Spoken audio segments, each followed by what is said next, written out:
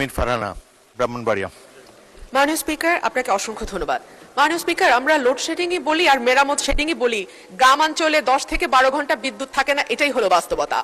আমার মাননীয় মন্ত্রীর কাছে আমার বিনীত প্রশ্ন, মাননীয় মন্ত্রী এই মহান সংসদে দাঁড়িয়ে আমাকে কথা দিয়েছিলেন যে 1 মের মধ্যে আশুগঞ্জ ফার্টিলাইজারে গ্যাসের সংযোগ দেয়া হবে। এরপরে আরো 1 মাস 3-4 দিন পার হয়ে গেছে মাননীয় স্পিকার, এখনো আশুগঞ্জ ফার্টিলাইজারে গ্যাসের সংযোগ আমরা পাইনি। গ্যাসের সংযোগ আছে, গ্যাসের সাপ্লাই আমরা পাইনি। মাননীয় মন্ত্রী কি দয়া করে বলবেন যে আশুগঞ্জে আমরা কবে গ্যাসটি পাবো? ধন্যবাদ মাননীয় স্পিকার। মাননীয় মন্ত্রী। মাননীয় স্পিকার, মাননীয় সংসদ রুমিন ফারহানা প্রথমে যে কথাটা বললো যে 10 থেকে 12 ঘন্টা বিদ্যুৎ থাকে না, এটার সাথে আমি একমত না। উনি বিদ্যুৎ ছাড়ছেন, আবার ওনার ফার্টিলাইজার ফ্যাক্টরি তো চালাতে বলছেন। গ্যাসের তো আমার সংকট আছে, সেই জন্য আমাদের বিদ্যুৎ প্ল্যান্টগুলো চালিয়ে রাখতে হচ্ছে এবং সেই জন্য তার ওখানে সংযোগ দিতে পারছি না আমরা।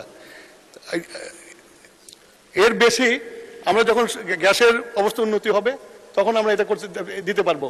আর 2 নম্বর হলো যে গত 17 বছরে কোনোদিন ড্রিলিং করা হয় নাই, আমরা এই প্রথম এসে ড্রিলিং শুরু করেছি।